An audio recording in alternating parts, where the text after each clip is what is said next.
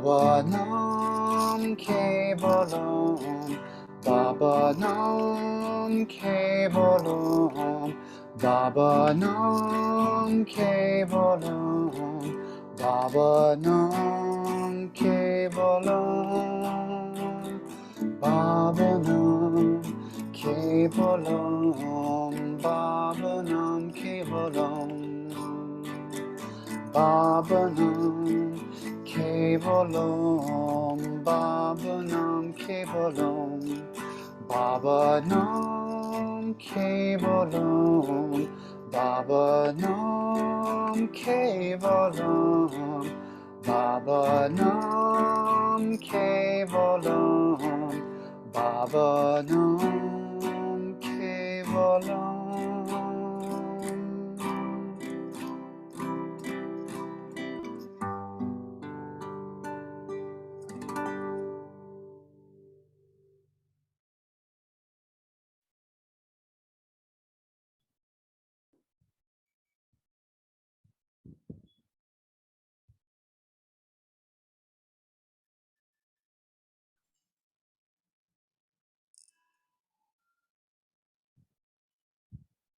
Namaskar to everybody.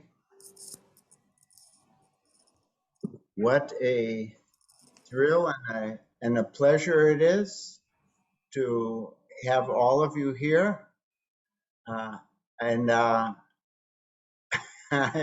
Even though we are not physically together, but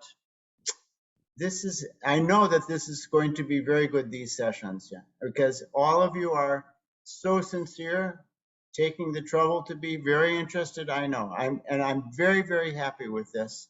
Of course, we will continue with our once in a year, our 1 month training. That's going to go on, but this is a kind of celebration today. It is commemorating many years of work that we've taken in growing and evolving our movement. Every year for the last 12 years or so, we've had our 1 month course, but this time it's different. This is the first intermediate course that we're doing. Maybe we don't do another intermediate course next year or very soon. We'll just see, because because how will we do another intermediate course with you guys? But we'll keep feeding you in various ways and trying to work together with you, with those of you who can give a little bit of time. That will be excellent. It'll make a difference in your life. As I say, we have been working hard, and there's been a lot of progress that's taken place in the work of the naturopathy, yogic naturopathy around the world. Yoga naturopathy, it's a concept that we've been birthing, and it encompasses a naturopathy from a yogic standpoint and yoga from a naturopathy standpoint. So Baba told that his yoga treatment book was the one to which he gave his greatest time. But Margis, he said, Margis were giving the least amount of their time to it. So we've been changing that globally inside of Ananda Marga, while having a major effect on thousands, literally many, many thousands of non-Margis and Margis around the world. The manual that you have received, that Sister Saraswati worked hard to make, I'd say it's an outstanding reputation of many of our work that's been going on, and it's so good to see you all, to witness Baba's work. I would like to thank, I'm trying to be as short as I can so that we can give maximum time to the class. I'd like to thank especially those in the core group, in our global core group, who've been working hard, not only for this course, but so many other programs and systems we've been making. Of course, Dada Shiilabhadrananda, who will give the class tonight, he's been the one taking notes and giving us our action points every week. Keshava in Hong Kong, Govinda in Italy, Saraswati in Malaysia, Niranjan in Anandanagar, Dada Mantrasiddhananda in South Africa, and Ishana in Greece.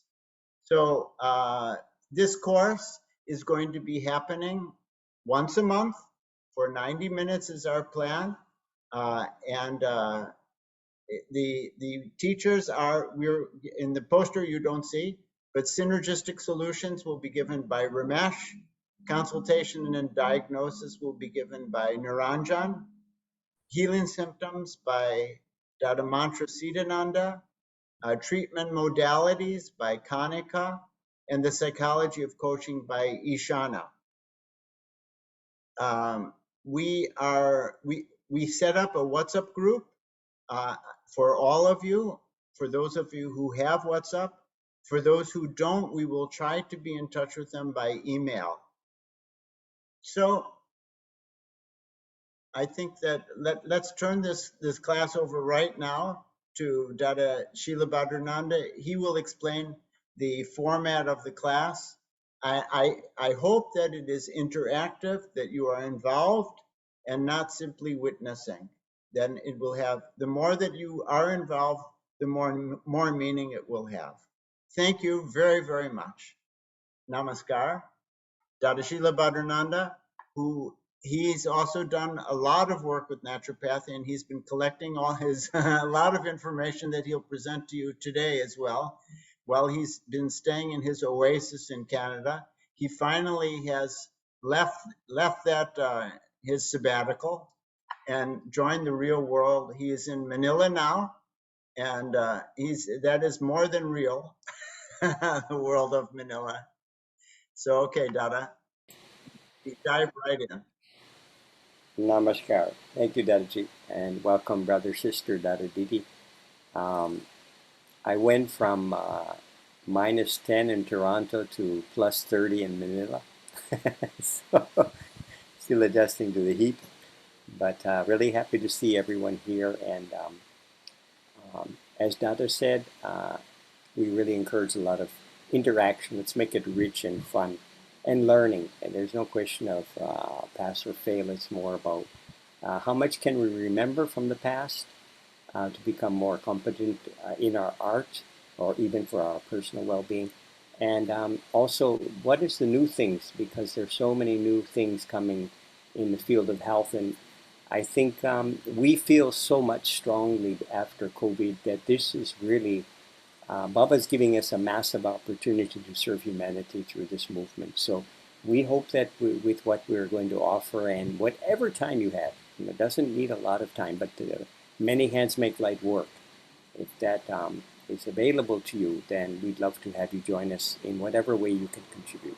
So yeah, I don't want to keep going on that one, but so how it will be, we're going to do, the format of the class is going to be question, I will pose a question based on the materials in the manual, okay?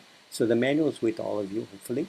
And I'm going to post that question. I post the question, and then I will select someone to answer the question. Thereafter, anybody is welcome to chime in, okay? Until we've completely and totally answered that question pretty well. And of course, Dada's here, Dharmavedanada, and he will be adding anything else we may have missed and so on and so forth. So I've composed about 20, 25, 30 questions. And also, I have a little bit of a slideshow, which is the new material, okay? So we're going to combine the new and the old, and I hope it will be really interesting for all of us. Having said that, let's begin. You can have your books open if you've got the manual there, and feel free to use it anytime. So my first question is,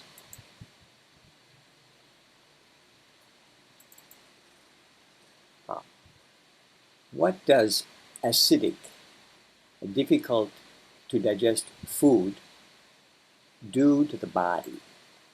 I'm going to put in the chat also. I'm going to put in the chat here.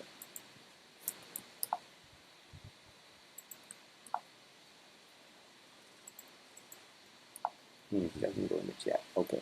What does acidic, difficult to digest food do to the body?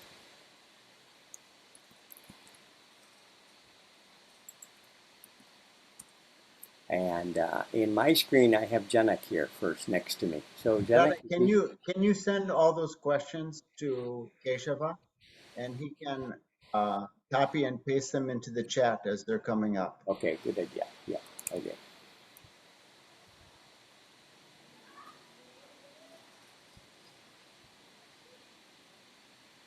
Todd, Dada, would you like to answer that question if you can? So you're asking? Well, acidic food is a problem, and even non-acidic food, if you eat too much of it, becomes acidic. So that's part of our learning process, is how to eat the right foods and how to manage the amount of intake that we use in order to keep our bodies healthy and non-acidic.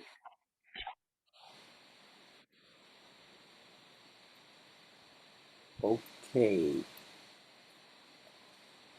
Okay, Anybody's it is a good start. So Dada Shiilabhadrananda, go ahead. Yeah, anybody else is welcome to add to what Janek has said here. Dada, are you satisfied with that, or we can? I think there's some more that can be said. Yeah, go ahead. Anybody? Welcome. Huh? I'll give it a try. Can I add something to that? Please. Ramesh. And then after this, let's do hand raise. I hope you all know how to do that. Go ahead, Ramesh. Yeah, so as per our definition, acidic food is basically food that is difficult to digest. That is the simple and I think brilliant definition that we have. And the reason for that is that it increases the production of hydrochloric acid in the stomach. The stomach is naturally acidic, whereas the blood is naturally alkaline.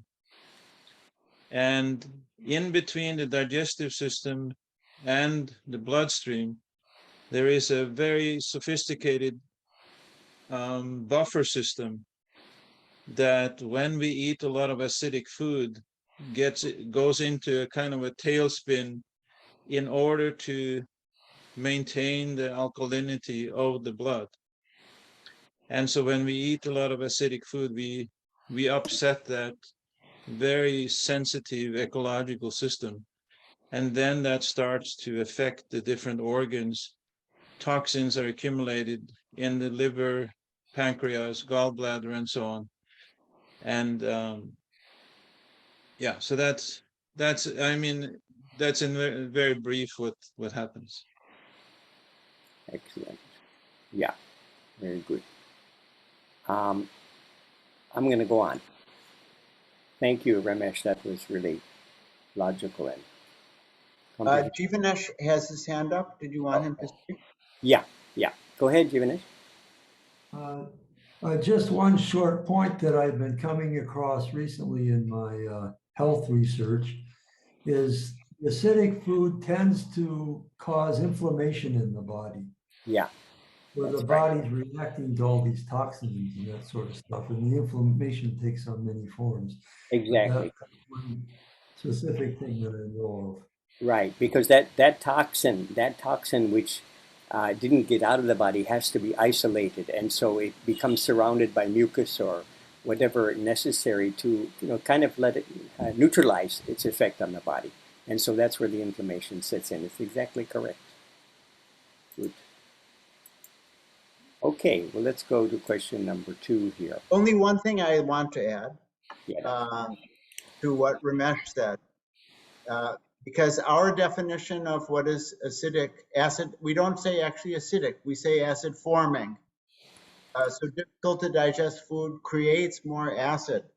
So it's very different than what is commonly presented as acidic in the internet, where even they will call lemon as acidic and various berries and this and that. So what is easy to, and rather lemon is facilitating digestion. And so when we're taking more and more food, which is difficult to digest, then the result is going to be that that we won't be able to eliminate all of the byproducts of what we've been eating. And if we cannot eliminate it, then that's what we call toxin. It gets accumulated in the body. Okay, Dada, go ahead. Right, good, thank you. Good, okay. Question number 2. What does alkaline, easy to digest food do to the body? What does alkaline, easy to digest food do to the body? On my screen, I have Sister Aradhana. Would you care to answer that, Aradhana? Give it a try, Aradhana. I was writing, but the answer seems to me that the alkaline food has many qualities for the body, and especially because it is full of nutritious. It's very nutritious, and also it has some capacity of cleansing. It will bring also. It will be very easy to digest, and by the way, it can go very quickly everywhere where it is needed. So that will be my answer, first answer. Can you complete and correct? Very good. Easy to digest, very important. Require just the same logic that Ramesh shared with us, that as it requires less acidic juices from the stomach to digest, it is then easy to digest, and therefore it is alkaline. Good. Anybody else? I would also add that alkaline diet tend to be low in fat and calories. It's more liquid, a lot of liquid, high fiber, and it can promote regulating body weights and lowering heart disease. So it's very high fiber, low fat, mostly water, a lot of water intake. Good. And found in vegetables a lot of vegetarian diet, usually alkaline. Yeah. Diet, yeah. Not sure if high fiber is always alkaline, but there's no question that fruits and vegetables are alkaline diet. There's a hand up here, Jivanesh.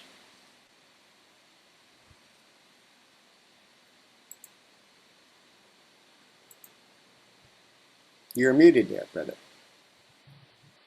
Jivanesh, yeah. I'm a scholar. The one point I've come across recently is that the alkaline diet causes conditions in the body that are detrimental to the negative microbes. Those microbes that would tend to, meaning it strengthens the immune system. So the body is able to fight off the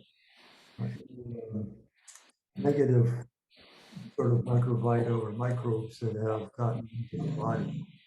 Very, very good addition. It strengthens the immune system to fight any would-be toxins or, poisons that will try to influence our body. Can I throw in a little additional question here, just to help to make this more clear? And that is, why shouldn't we only take alkalinizing food then? Why not only take this easy to digest food?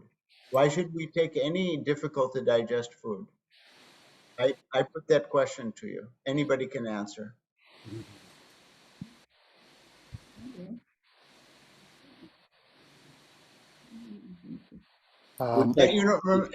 It's very, remember, it is better to have a wrong answer than no answer. Well, it prevents one from getting diseases like cancer, diabetes. I mean, it's a good way to make the environment in your body safe-proof from this nature. Having an alkaline base. Dada's question was different. Dada's question was, why do we take any difficult to digest food, i.e., acidic food? Why do we take any of it if there's so many benefits to taking alkaline food? That's Dada's question, actually. It's a good question. Yeah, it is. About Diptimanananda. One of the reasons I think. Wait, Ramesh. Let Diptimanananda answer that one first. All right. Yeah, namaskar. So it's important to keep balance. And so that balance depends a little bit on your physical activity also, and if you're sick or not. And so we'll observe that, for example, in the yogic treatments for very severe diseases like heart disease or cancer, Baba is prescribing only fruits and milk. Or if people cannot tolerate milk, some alternative to milk. Great. And so, like, let's say if you are an active sportsman, you will also need some carbohydrates. I mean, you will need some grains and possibly some little bit acidic food as well. And so you cannot have a completely only alkaline. You need to have some energy-giving food as well. Right, exactly. So that depends on your physical activity. I feel it a lot in my personal life. When I'm very active in sports, I do need to eat a little more. But if I am mostly doing intellectual work, I need to shift to a more lighter diet. And so it's important just to feel that on a daily basis. Yeah, excellent answer. And also I want to say that some food is always bad. Like, let's say deep fried stuff and meat and all those tamasic things. Those are always bad, even if you are doing a lot of exercise. They are just simply harmful.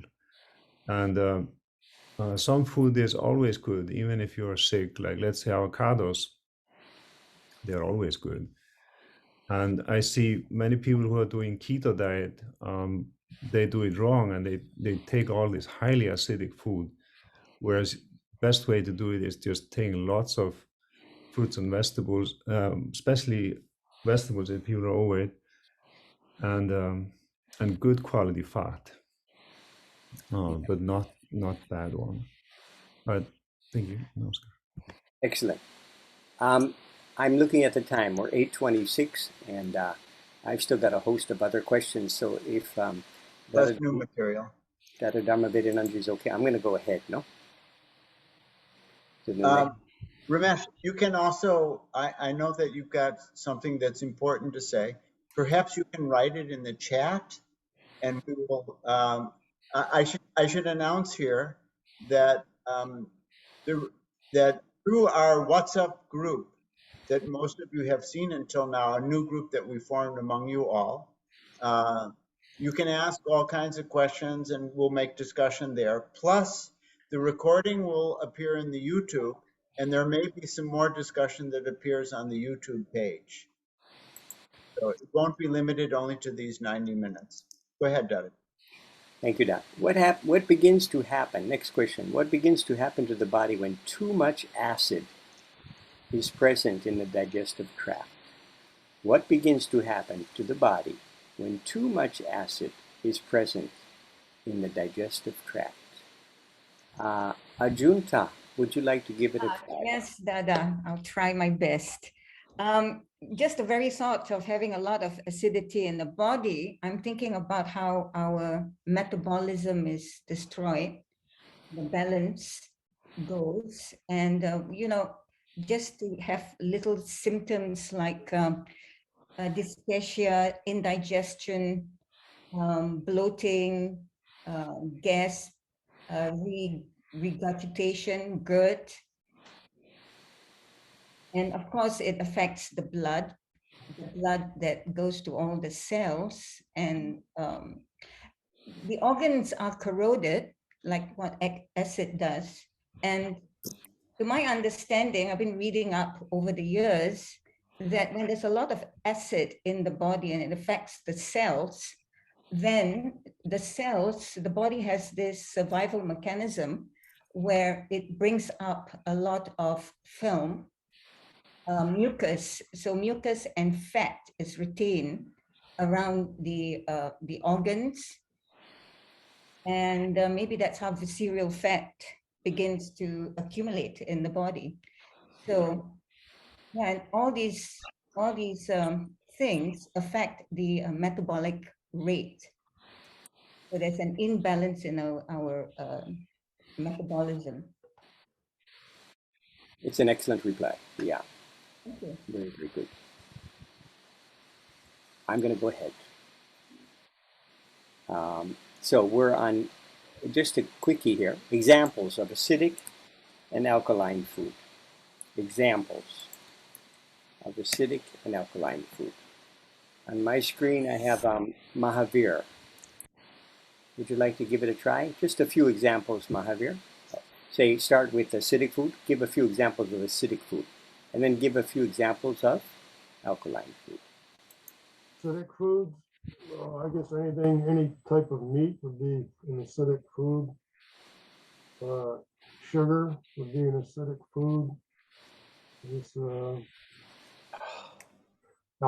alkaline foods would be, I would say, fruits. You know, mangoes, apples, maybe rice. Fruits, right? Good. Yeah. Good, Mahavir. Thank you. Others? Let's open it up to anybody else. Category-wise, maybe not specifics, but Mahavir mentioned meat, it's category. And then he mentioned fruits, category. So anything else, either acidic, alkaline, and also remember what specifically alkaline foods that are related to the vegetarian. Anybody's welcome. White flour, fried foods, White flour. acidic. They're acidic. Refined foods. Refined food. Good. Jivandev, you had your hand Oh, up. are you still on alkaline foods or now you're on acidic foods? Either one, okay, no problem. Okay, well, vegetables they tend to be alkaline, although some could not. More starchy ones could be considered acidic. Yeah. Good. Okay. Grace, you have your hand up. Did you want to say something, Grace? Yes, I'm a bit confused. What about lemons? It's very sour. Is that acidic? Okay, I'm going to come to that. So it's one of my questions. So if you be patient a little bit, we're going to come to that. Otherwise, who wants to answer that question? Let's go to it now. It's a good question. Repeat the question, please. Oh, lemons. They're sour. That's fruit, but is it acidic or alkaline? Right, good question. Go ahead. Anybody want to answer that question?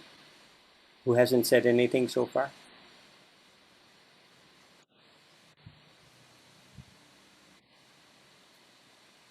Lemon is acidic, no? But it's alkalinizing. Alkaline. Yeah. Once it's Acidic, yeah, Alkalinizing. alkalinizing. Sister, can you explain, sister? I don't know your name. It says PKOHS. Of course, Anita. Anita. Okay, Anita. Yeah. Did you want to explain a little bit more, Anita? Yeah, from my understanding and reading, that the minute you take lemon, it changes from acidity base to alkaline in the system. That's what I have read, that lemon is one of the acidic fruit, which is considered acidic, but changes into alkaline when it enters the body or into the stomach. Right. It's kind of like an alkaline ash. Its result is alkaline to the body. They call it alkaline. Yeah. That's exactly correct. So that's why we usually take that type of lemon with a bit of salt, because that salt yes. will neutralize that acidic taste that we experience. Yes. Yeah. Mm-hmm. Excellent. That was the answer, actually. Can I please clarify a little bit more? Yeah. And that is that I'm requesting everybody not to use the terms acidic and alkaline, but to use the terms acid forming and alkalinizing. Then it becomes much, much easier to understand. So those foods which are difficult to digest, they require more acid in the body, remesh of hydrochloric acid, to break them. They also require different types of enzymes and other kinds of solutions. So they are called acid forming. Lemon assists with digestion in most cases, and therefore it is the most alkalinizing of all of the food that exists, I mean, by and large. However, there's going to be an exception. If a person has an ulcer or hyperacidity and they take lemon, they're going to get pain and it'll be harmful for them because it is too fast for, it is breaking down things too quickly. Therefore, it has a harmful effect in that kind of a case. At another time, maybe not in this class. Yeah, not in this class. It will come in another class. We may be describing how to deal with ulcers and hyperacidity. So remember, the food which is more acid forming and the food that is more alkalinizing. Okay, thanks. Yeah, I just wanted to add to what you were saying, Dada. Yeah, I think that is the key. As you were saying, there's so much misunderstanding about what is alkaline and acidic forming foods. And again, because lemon doesn't require any extra hydrochloric acid in the stomach, it simply goes through the stomach into the small intestine and then is then quickly absorbed into the bloodstream and the rest of the body. And it doesn't affect the buffer system at all. Whereas if you have meat, something that is highly acid forming, then you set off a whole chain reaction in the buffer system, and that creates an acid forming environment. Beautiful. Dada, can I just add one thing? Go ahead, Nora. Just related to what Dada Dharma was saying, because this point about the lemons. So in some cases where people are feeling they're a bit sensitive to it, so it's there may be, in those cases, you may just still, lemon can be useful, but you may have to reduce the quantity. So it's also a matter of quantity of lemon. So whereas normally we would give half a lemon or 1 lemon in a glass of water, these are small lemons here, they're more like limes in India. So we might just give a quarter lemon, may work okay. So yeah. Good. And the other thing is that sometimes the mental aspect plays a part, where if someone has felt all the time that, oh, lemons are bad for me, like comes up sometimes that people think for skin disease, lemons will not be good, sour things are not good. But from our experience, it is helpful. So then, but if the person is convinced that it won't be good, then you have to take that into account and either, find a way that they're comfortable. So this is another aspect. Right. There's cultures that are teaching these things sometimes. Even people who have a misunderstanding of Ayurveda, they'll think with many dosas, body and mind types, that lemon is automatically bad, or certain Chinese philosophy will say like that. For skin, you mean that? Means Ayurveda? Yes. I mean, there's so many different, in Ayurveda, there are certain body mind type. It says quite clearly that lemon is not good. If you read the books of what is his name, Chopra, Deepak Chopra, yeah, he's telling that lemon is not good for this or that type of person. I see. So, but Baba is telling lemon is good for everybody, with these kind of exceptions that we've been speaking about. Okay, good. Thank you. Really good. Next question. What are some of the negative effects of snacking? what are some of the negative effects of snacking? On my screen, the next person who hasn't spoken here is Yogesh. You want to give it a try, Yogesh? Namaskar. Well, when we eat, we set off this whole chain reaction. It takes quite a long time to digest whatever you eat. So as soon as you start that, it's going to take a certain amount of hours before it finishes. So when you eat, you want to let your body fully process what you already ate before you give more food. If you're always snacking, you're interrupting that process and you're putting more strain on the system. It's more likely the food will not be properly digested and you'll accumulate more toxins. That's a brief answer. Thank you. I think it's a fantastic reply, Yogesh. For everybody's information, snacking is a modern invention of capitalism, and it's become so big, like over $1 billion business per year. Totally and completely unnecessary and never heard of by our forebears. So yeah, beware. I'm going to go ahead. Can I quickly add something to that? Yeah. And that is that when food is still in the stomach, snacking here, we're talking about eating without appetite. And Baba has said that this is the #1 cause of disease, the #1 habit that causes bad habit causing disease. And it causes disease because there's food in the stomach. Now you take more food on top of that, and means it's in a process of digesting, and you take more on top of it, and fermentation will result. Fermentation will be the root of all kinds of gases being created and negative. So, you know, you're right there with the very essence of what is toxic for the body. Thank you, Doc. Next question. What are some common mineral/vitamin deficiencies? What are some common mineral/vitamin deficiencies? A little bit of a tough question. Sai, would you like to try that one? Sai, would you like to try?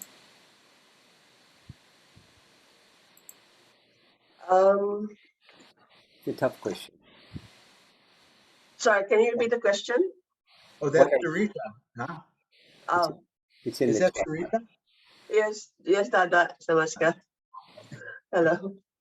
Can you please repeat the question? Yes, Teresa. The question is, what are some common mineral/vitamin deficiencies? I'll mention about my deficiency, which is magnesium mineral deficiency, which is magnesium, and also vitamin D. But I'm trying to address them now. So. What is the effect of that, Teresa? That will be very. Personally, the effect is with magnesium. I get leg cramps. Leg cramp. Excellent. Yeah. And vitamin D, I'm not sure. Maybe anemia or bone calcium, something to do with the bone. Excellent. Vitamin D, which you get from the sun. Super. Dada Shiilabhadrananda said that it's excellent that you get leg cramps. Why is that? No, it means your reply was excellent, but it sounded like.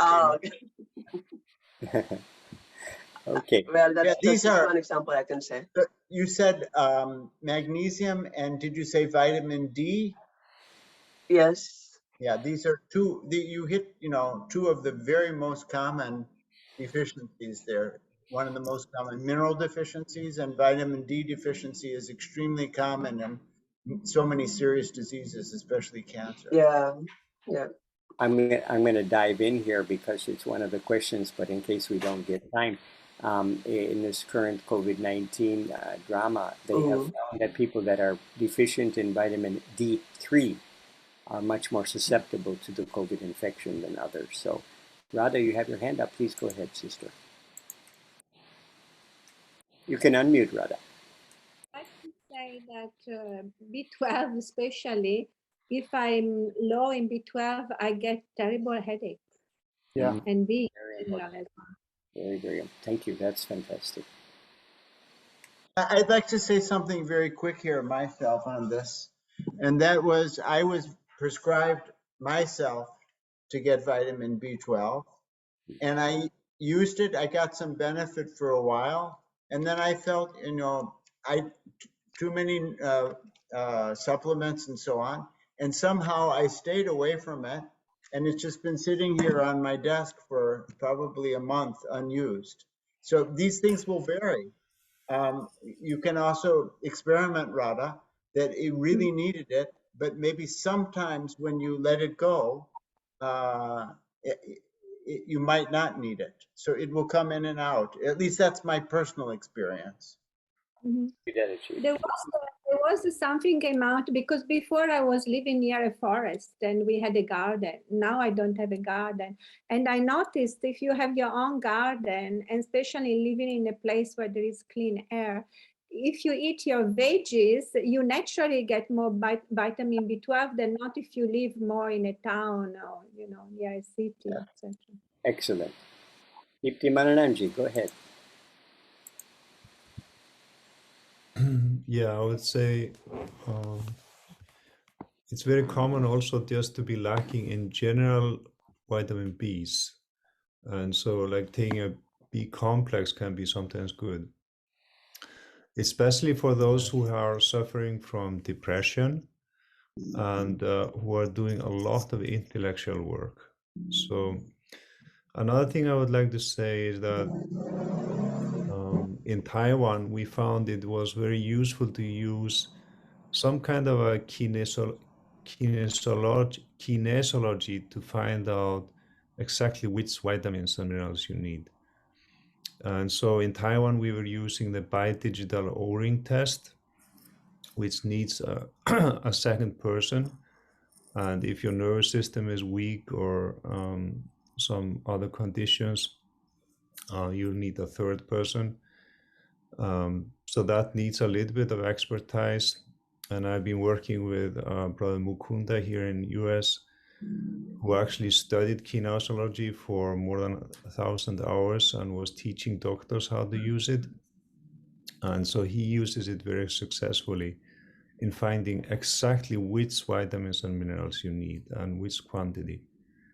And so he found, for example, for myself, there was one summer where I had been biking a lot in the sun, biking like 3 to 4 hours every day, and exposing myself, both my legs and my hands and face. And but I was still very low on vitamin D, and so my body doesn't absorb vitamin D from the sun easily, and so I need to supplement it on a daily basis. Also in Taiwan, we found that about 1/3 of the women were taking sleeping tablets on a regular basis. And in most cases, if we would give them a combination of calcium and magnesium, they would be able to go off their sleeping tablets. And so these are some of the common ones. And like what Dada was saying, 96% of those people who died from COVID were deficient in vitamin D3. And although that was proven scientifically, the medical establishment, for example, in Iceland, the chief of the medical association came out 3 times in the media during COVID saying that vitamin D3 was useless, although it was already proven. And so there was very much effort here in the US and many other countries to discourage people to use vitamin D3 as a supplement during COVID, which was criminal in my opinion.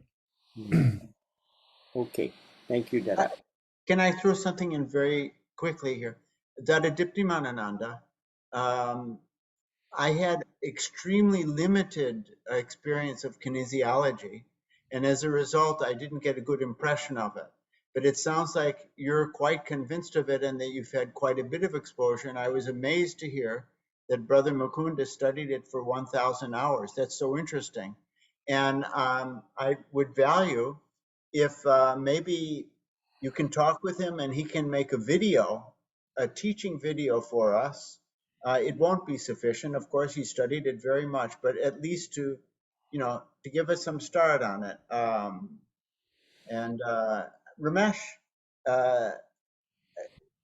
I'd just like to know, you're not, are you open to the possibility that kinesiology test with the, that it could, there could be some truth to that?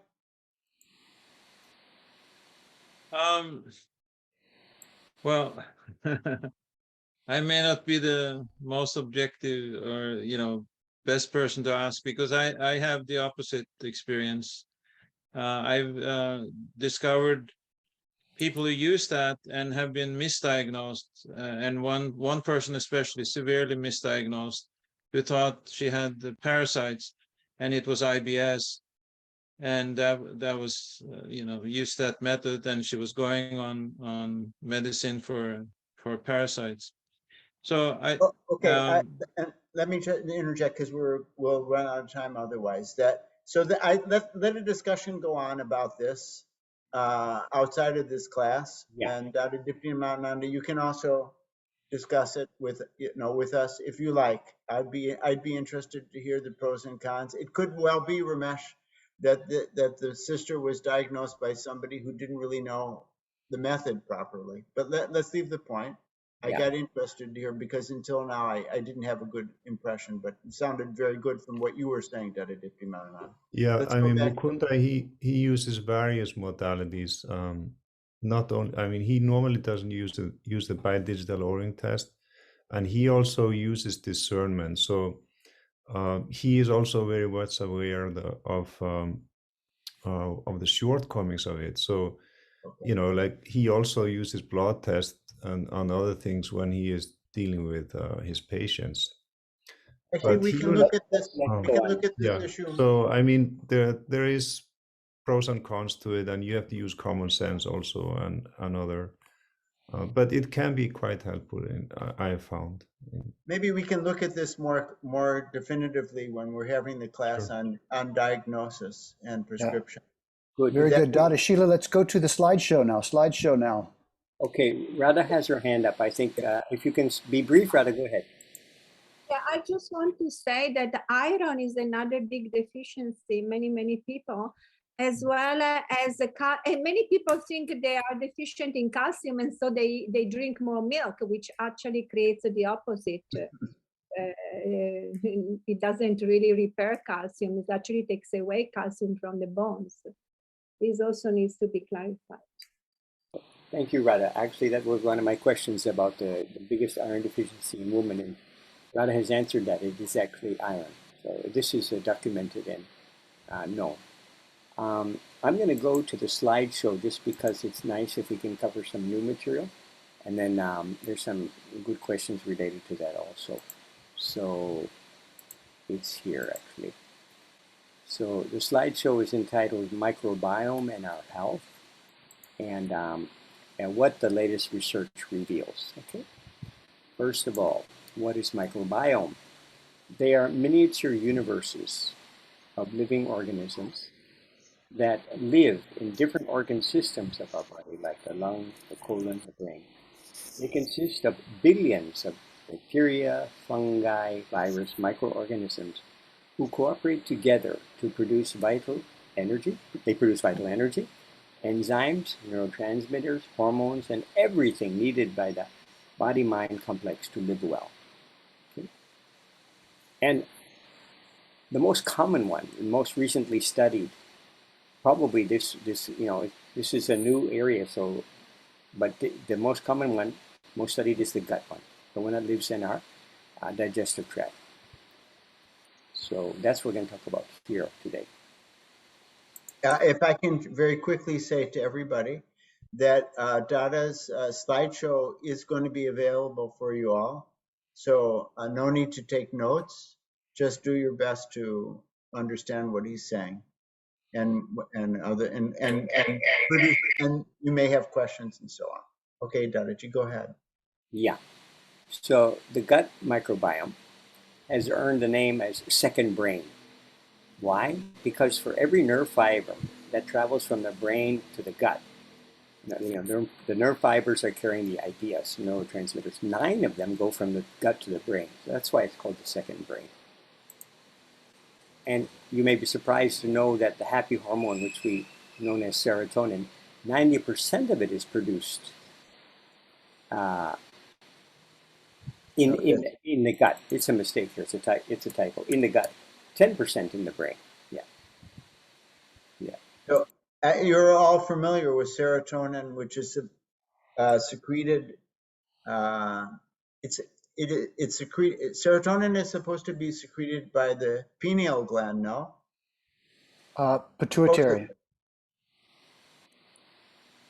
Pituitary. Which is the one? Oh, okay. What's the hormone? Melatonin. Oh, melatonin. Yeah. Okay. Yeah. So anyway, we're talking pituitary gland for the serotonin and melatonin by the pineal gland. And this does have some relation with yogic science, but here, these are enzymes. These are enzymes which are so important for the brain. And Dada made the big deal that they're actually that serotonin is produced in the gut. So interesting. Yeah. The gut, by the way, I think everybody knows. Dada, can you define the gut?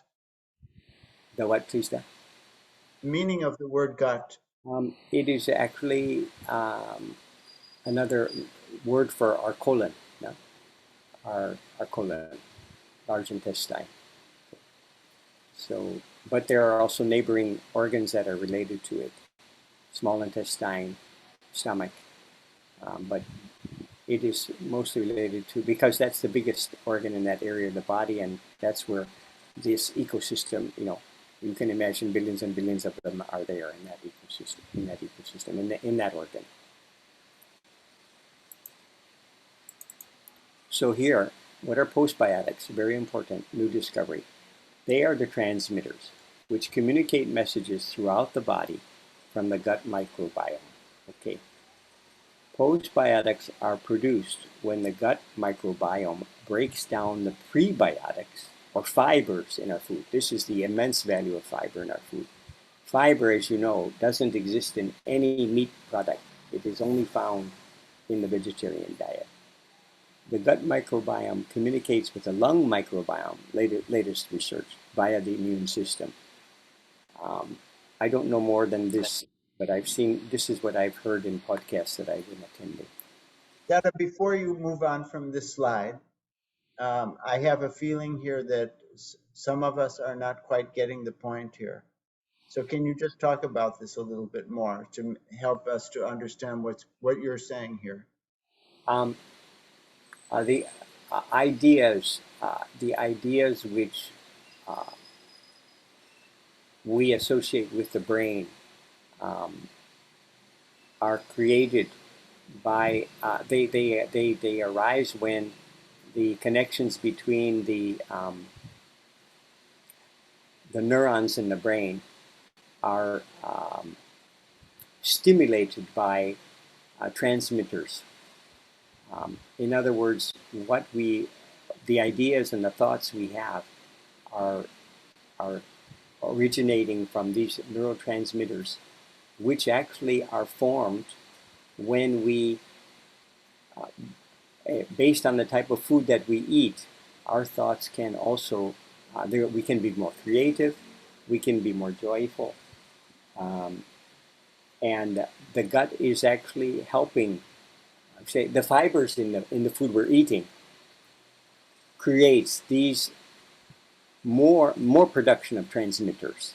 Okay, so it improves our thinking capacity, and if we're doing meditation, our thoughts and our cells are vibrating with positive thoughts. So it just, how do I say, collectively makes us a more positive, creative, spiritual person. Relating to the diet. This relates to nutrition. So anyway, because Rod is asking, what are postbiotics? Wait, can you put the slideshow back up? Yeah. And you're saying, Dadaji, that the postbiotics are the transmitters.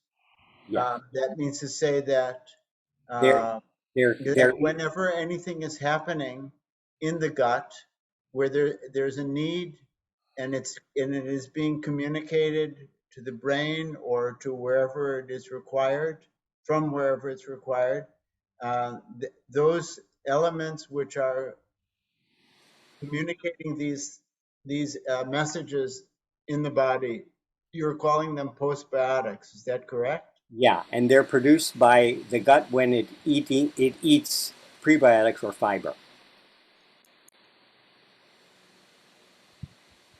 So Dada, can you explain a bit more about this? It's very important.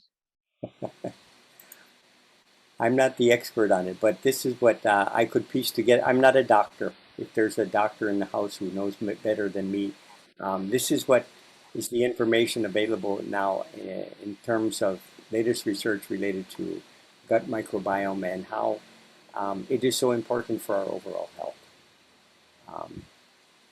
I have to be honest. It's a deep topic which I think it's being grappled with in research as well. Yeah. But everybody and anyone's welcome to look into this more and share it with us in our WhatsApp group. Yeah. Okay, Dada, let's go on to the next slide. Neurons that fire together, wire together. Okay, so the more that we, let's say, this improves all aspects of our thought processes, creativity, and so on and so on. This is important. In the United States, as an example, because a lot of statistics come from that country, over 60% of the people complain of brain fog, tiredness, and low energy. Okay. And it's probably due to the fact that 97% of the standard American diet is fiber deficient. Why? Because, of course, there's no fiber found in meat, fish, and dairy products, only in plant foods. This is what Dada has taught us in our course. Americans lose 6 years of lifespan by eating the standard American diet. So apart from fiber, where else can we find prebiotics? They're available in fermented foods like sauerkraut, kimchi, yogurt, and miso. So fermented foods are also our friends, when it comes to producing prebiotics digested by the microbiome to produce postbiotics, and thereby make us, avoid brain fog, tiredness, and low energy. Yeah. What is the difference between prebiotics and probiotics? The pre is what is the raw material, and the post is the result of. And not post, but probiotics. Because antibiotic destroys, I'm say these elements which produce neurotransmitters and thought. And prebiotics are the food, so the probiotics. Yeah. Exactly. I understood that prebiotics are the food that probiotics eat. So practically, with food that is prebiotic, we are feeding the probiotic. We are feeding the good bacteria. Yeah, it's a good bacteria, right? And then postbiotic, I never heard that. This is a new thing for me today. That of course we need to research more, especially when you say the postbiotics are the one that helps to connect all the functions in the body brain. So this is a very interesting thing I never heard before. Yeah. I think that we need, as I put even in some of my chats or letters to you all, I was also looking forward to this course because I thought there might be some things that I'll also learn here. And this is one of them, which I'm trying to, excuse me for the pun, I'm trying to digest it now. So, yeah, and it would be good if we can elaborate on what postbiotics are a little bit more here. It sounds tremendously interesting. Go ahead, Dada. Dr. Owen, Dr. Michael Owen or Mukunda will be very helpful with us in this regard. Yeah. Please, Okay. communicate with him about it, and not just through your postbiotics. Yeah. Okay, let's go ahead. Greatest aid to healthy diet. This we know. The more variety of whole fruit and vegetables in our diet, the healthier is our gut microbiome. Okay.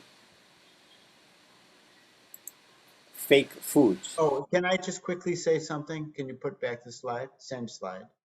And that is, you've heard me say in a previous course, most of you've heard me say, and that is that Baba talked about one, I don't remember, it was not a cow, but something which was grazing and eating leaves, a bull. There was a bull that would not be satisfied. It would go on eating leaves until it had eaten at least 12 different types of leaves every day. Baba wrote this thing. So it is a natural tendency that we have, that we need a variety of micronutrients. We need variety in our diet. Exactly. Okay, go ahead.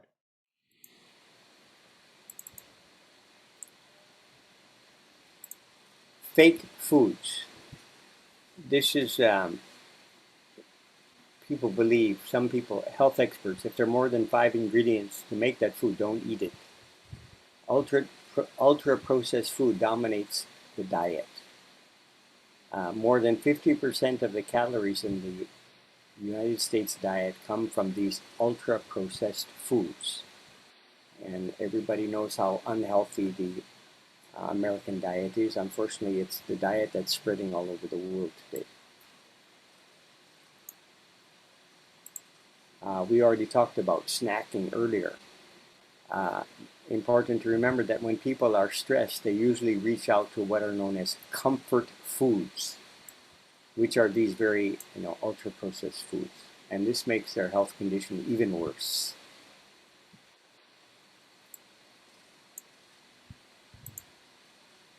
Dada, I'm sorry, I'm gonna have to go. I left Thank you, a message on Ambika. the chat.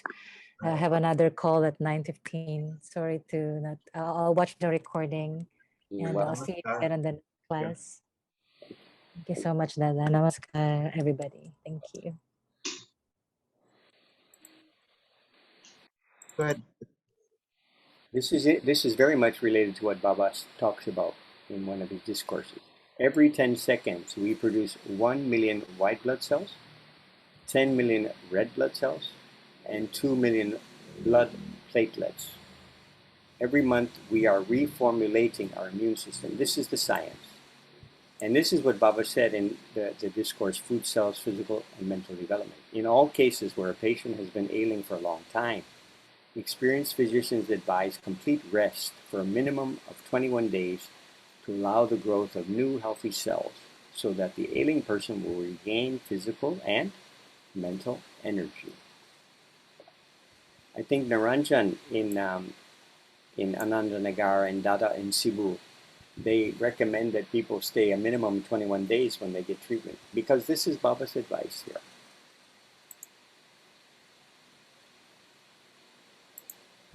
Dada Priyaranjananda asked a question here, Dadaji, in the chat. He's asking, is veggie meat made from soybean, is that considered a fake food? Yes, it is. Definitely. And there's a brother in South Africa, Sali, who is suffering so much from arthritis simply because every single day he's eating this highly processed soya products. Taiwan, it's way too much in their diet. You have to be very, very, very careful with it. Yeah. Okay, next slide. Okay. Phytonutrients. Very important. Phytonutrients in plants modulate biological activities. Interesting. They may inhibit or they may activate a certain response to counter a sickness. The phytonutrients in plants create new immune cells, which are healthy, and replace old, sick immune cells. Dadaji, before you go on, can you please define what are phytonutrients? Those are the, how do I say it? Phyto means plant-based. Nutrient means, you know, anything which is providing nutrition to the body. So these are the essence of the energy of plants through photosynthesis, which provide the minerals, vitamins, whatever goodness they have for our physical and mental health. So they are usually composed of like different colors. So they act as antioxidants to combat free radical movement in the body, like the beta carotene, those dark green leafy vegetables, all the different, you know, colored vegetables and fruits are loaded with phytonutrients. So they're extremely important for the vegetarian and for the yogi. Yeah. Okay. So, do we have an understanding, Ramesh? I think, or Radha? Are you teaching about phytonutrients sometimes? Yeah, phytonutrients, as I understand it, is a new area in nutritional research, and they're finding that in addition to vitamins and minerals, we have thousands of phytonutrients. And as Dada is saying, they come from plants. And that's why eating a variety of foods and a variety of colors, let's say you're making a salad, the more the merrier. In terms of color, you're getting more phytonutrients. And isn't it interesting that one of the most important aspects of Chinese cooking and Ayurveda is the beauty that is represented by the variety of colors in the food. No, Right. It's all, and a variety of tastes as well. Yeah, exactly. So this is Ayurvedic cooking is based on the 6 tastes, and so it's important to have a variety of tastes in the food. Yeah, thank you. Keshav's put something in the chat where we can get more information about phytonutrients. Good, excellent. Okay, let's go And on. I'm looking at everybody in the video here, and we all look very different from each other. So it's really a good mixture of colors and nutritious mix here, I should say. Some of us are very colorful too, so thank you for that. Yeah, we have a lot of beta carotene in our uniforms here. I'm a blueberry. Okay, next slide. So they are part of the immune system. This is so interesting. Listen, look at this. They are part of the immune system which plants produce to protect themselves from enemies in their environment. So, you know what I mean? Plants themselves, they're fending off bacteria that are crawling in the soil, all kinds of microorganisms. How do they defend themselves?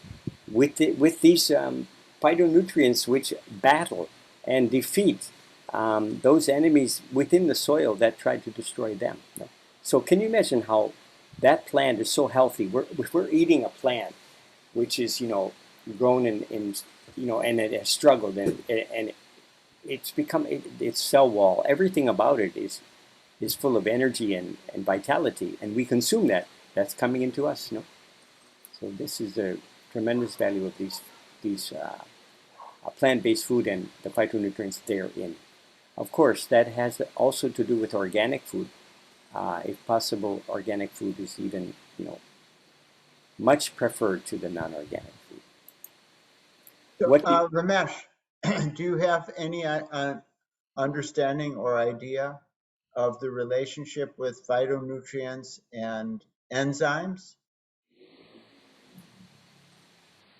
Well, not really. So there are. We're talking about Would you say that phytonutrients is it's also a kind of micronutrient?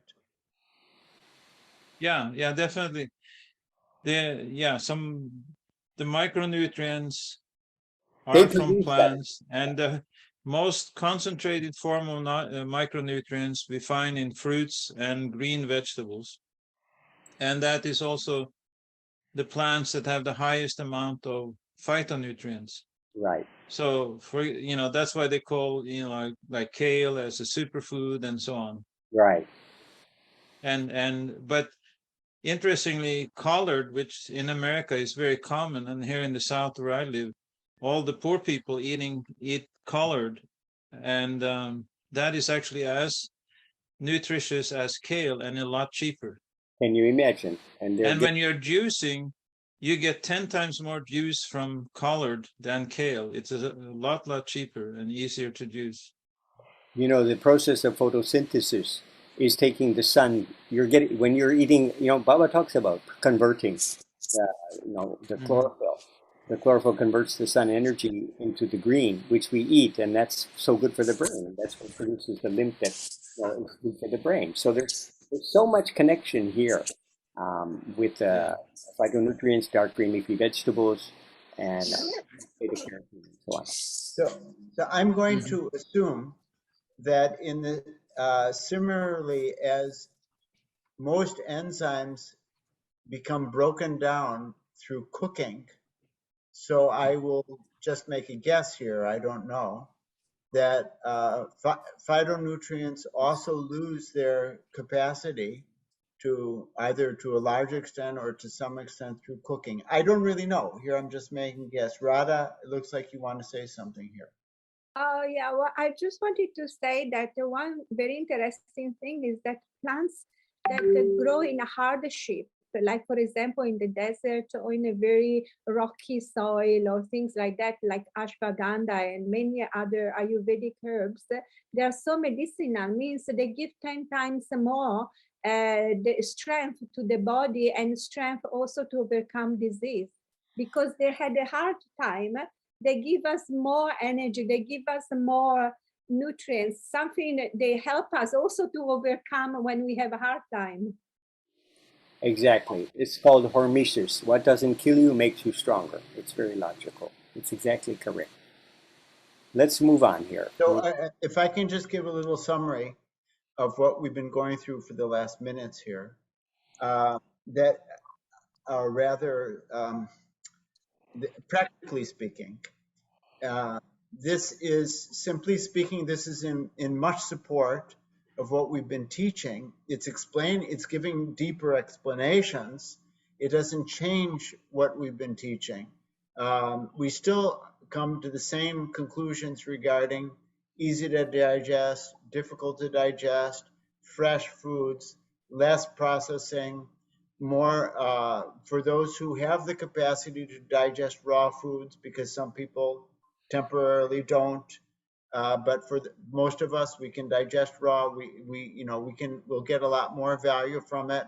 Also, how to wash and take care of our vegetables and fruits to minimize the pesticides in them and so on. So we'll get these benefits, the variety there, maximum fruits and vegetables, fresh stuff, all that. This is all coming together in one package. And it doesn't really change too much what will be our protocols, our systems of healing. But it's very valuable to know it at the same time. Exactly. What the Okinawans can teach us. Some of the longest living groups of people in the world are the Okinawans of Okinawa, Japan.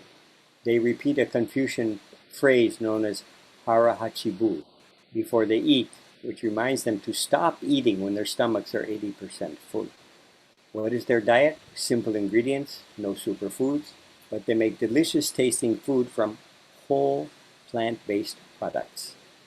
95% of the diet of the longest living people, means not just the Okinawans, but all long-living people, they've been studied by Dr. Dan Buettner in his book, The Blue Zones, are whole plant-based foods. So that's why when Baba says that when we finish eating, we should be 1/2 full of food, 1/4 full of water, and 1/4 full of air. So I would take the time to ask you all a question, but we don't have the time. So I'll just very briefly say, he doesn't really mean, Baba doesn't mean, of course, that we should be drinking water while we're eating, which he never did, but rather that the foods that we eat have a high water content. That means fruits, vegetables, soups, and so on have a high water content, steamed much more than fried, etc. And then when he says we should be 25% full of air, he doesn't mean air. He means that we are only 75% full, and we have 25% that we feel we could eat more, but we don't. That's exactly what is that harahachibu concept of Okinawa means. Okay, I'm going to do one more slide here and then go back to the questions. If you eat food which takes care of the microbiome will take care of you. Okay, so it's all about what we're talking about here.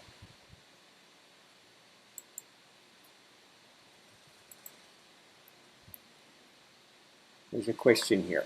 The question is, what is the difference between a macronutrient and a micronutrient? This is one of your normal questions you want to ask us, is that it? Yeah, that's right. Okay. Grace, did you want to give it a try?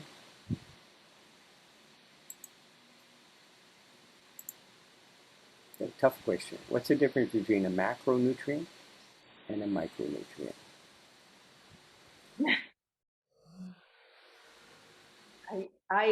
I'm not sure, but I think a macronutrient would be like a whole food, and a micronutrient would be those foods that's been broken down, and that's where we get the nutrients, the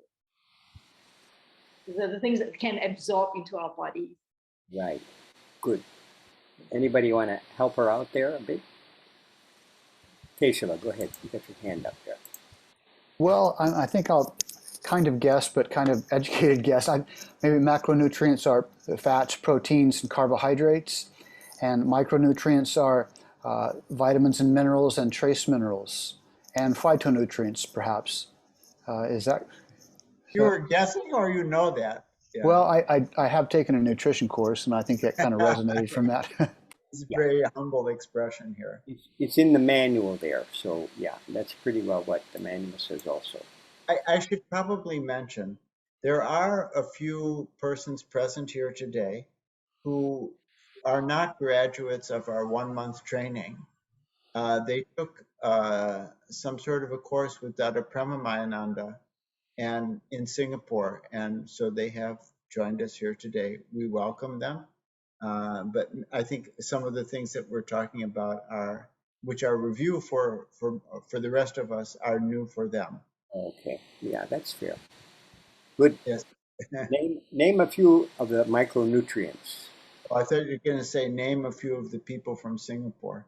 Okay. Name a few of the micronutrients. Iodine, selenium, chromium, molybdenum, iron, and zinc. This is his work. Sounds like he remembers his course quite well. He's doing this work every day. Anybody else? Yeah, those are the micronutrients. Super, super important. All the phytonutrients you were speaking about before, like carotenoid and resveratrol and all these, the micronutrients. Yeah. Okay. Well, all of the vitamins, all of the minerals, all of the enzymes, and now we're talking phytonutrients. These are all micronutrients. Basically, everything is micronutrient except for carbohydrates, fats, and protein. Yeah. And if I may talk a little bit, I think they call it micronutrients because we only need a little bit. But the macronutrients, we need a lot of fat, we need a lot of protein and a lot of carbohydrates in that percentage. Yeah. Right. You measure the macronutrients in grams, and you measure the micronutrients in milligrams and sometimes micrograms. Dada? Yeah, I just want to remember that we didn't clarify the difference between enzymes and phytonutrients, and it would be good to know the difference. Yeah, good question. For Good another point. I think if I may hazard a guess, Radha, again, the raw material of the phytonutrients and the enzymes are the result of the, the production of enzymes from the vital nutrients by where? Where's the factory for this? It must be in the cells themselves, in the mitochondria of the cell, which is where the results of that raw material. Baba talks about this in yoga psychology. He says the raw materials are the, and then the result of that is, there's a certain phrase, it's not coming in my mind now, but it's in that book where he talks about the raw materials and the factories and the output.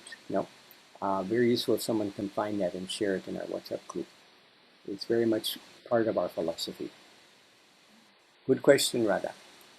Let's go on here. We've got only 6 minutes left. Dada, are we going to wind up on time, and are we going to kind of say something about next week's class, next month's class, and so on? I think that you're quite near to the end of your material anyway, aren't you? Or have you finished already? Well, there's always more, but healthy soils equal healthy humans. Bacteria and fungi are in the soil. Bacteria and fungi that are in the soil have the capacity to improve the gut microbiome. Healthy plants loaded with phytonutrients are the result of healthy soils which contain billions of living organisms. So this is new material, common sense, and all over the world soils are getting depleted by the overproduction or overuse of glyphosate especially, and all kinds of pesticides and chemical fertilizers. We should avoid them as much as possible. And so Baba said that when the real problems come, especially when capitalism really starts collapsing with the speed, there'll be a mad scramble. That was the exact word of Baba, was scramble, among the family margis to get onto the master units. And so we should take very good care of our master units, and we should increase them and expand them. And those are going to, and we should see that they have good soil also. Otherwise we're, but at the same time, he also said that I could ask the question, but instead I'll simply give the answer due to the shortage of time. He himself asked the question, how is it that we can survive in a world that is so polluted? And Baba's reply was, those who follow 16 points will be able to survive the pollution and even thrive in it. But 16 points it's not as simple as it appears at first glance, because 16 points also includes taking proper care of ourselves physically. For example, doing sufficient physical labor or cardiovascular exercise, which most margis and acharyas neglect. What to think of drinking enough water and other elements which are so much emphasized in our movement, which, by the way, has had a lot of effect on Ananda Marga in general, I'm happy to say. And it just goes on increasing with the day.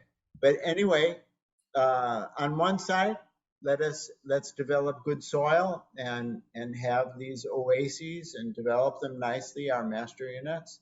On the other side, we go ahead and do our work. We are karma yogis, we are social workers, all of us in one way or another way. And as far as possible, we control ourselves not to indulge in snacks and without creating mental stress of suppressing our desires to have a little bit of pleasure in our life. But I think we can be very healthy if we do our best to have a very balanced life, provide that example, and teach that to others.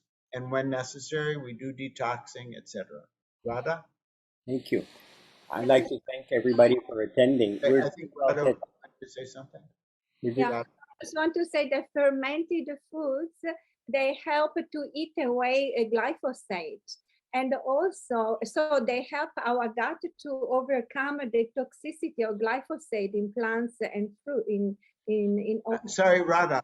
What is it that eats the glycosides? fermented foods. Fermented. Oh, fermented foods. All Fermented foods. fermentation will eat away glyphosate and will help the body to get rid of it. Not only, but if we put fermented foods in the soil, in the compost, they also help to create very good soil. Thank you, Radha. To be clear, when Dada and Radha are referring to glycosides, they're talking about the worst of the pesticides. This is what they. Dada Okay. Shiilabhadrananda? I'd like to thank everybody for coming. Today we're at the end of our class. Many of you didn't speak. I'm sorry I couldn't get to you. But please, next month's class, we'd like you and more and more people to come. And let's make it as interactive as we can and learning as we can, so that we deepen our knowledge and gain confidence to be better in therapy and also improving our own health. I think we have. Go ahead, Da. Before I tie it up, Keshava, you wanted to say something? Yes, thanks, Dada. One quick point. We have a WhatsApp group, and we will continue our questions and chat and discussion and question and answer. But a lot of you need to accept the WhatsApp invitation, okay, so that you can join the group officially. Okay, that's all.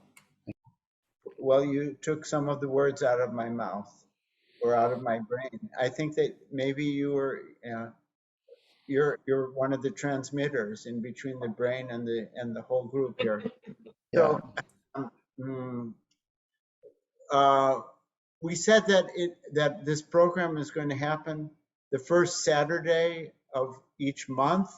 However, there are some changes which are going to need to be made the very next 2 months themselves, in June and July, because I myself have some, I'll be in the DMS, and then we have RDS and Dada's and Didi's meetings. So I'll be in DMS in India, and then there's also in Bali, we have for Manila sector.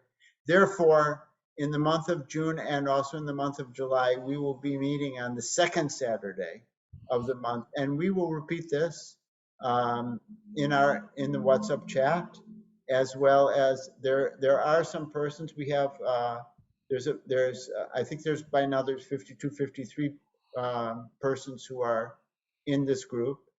Maybe 2, 3, 4 of them they don't use WhatsApp, and we'll be communicating with them by email about these things. So thank you. I hope that you found as much value in this session as I myself did. And if you have some suggestions regarding how our sessions can be done better, we want to make these as valuable, as practical as possible. And you're welcome to communicate your ideas in our chat group, as well as in the discussion, which will occur on the YouTube below the video. When we have it recorded, then we'll be sending the link to all of you and those who were also not able to attend this session today, but did register for the course. Thank you very much, and let's have a final kirtan, Keshava, and then I'll stop the recording now. Or I think the kirtan is nice. I allow it to be recorded.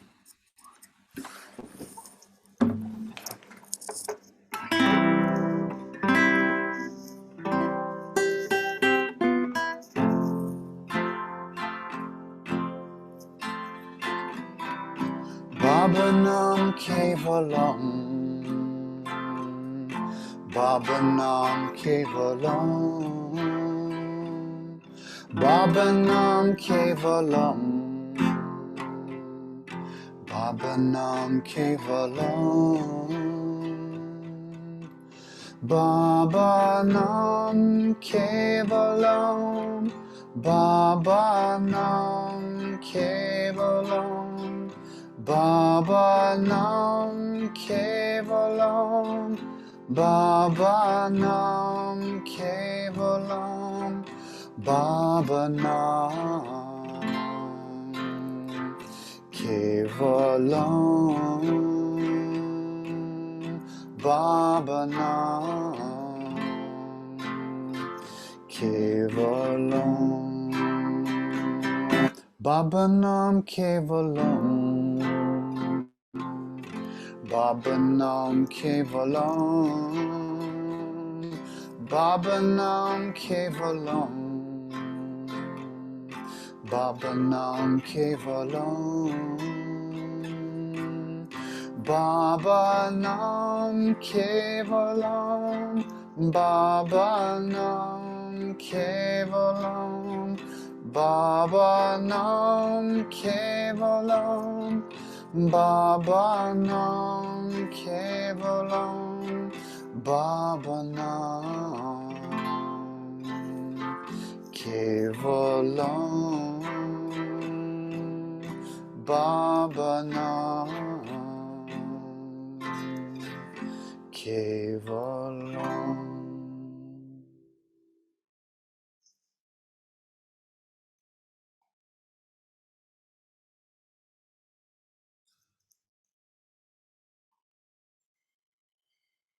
Okay, namaskar. Namaskar. Namaskar. Thank you. Namaskar, everyone. Thank you for joining. Thank you.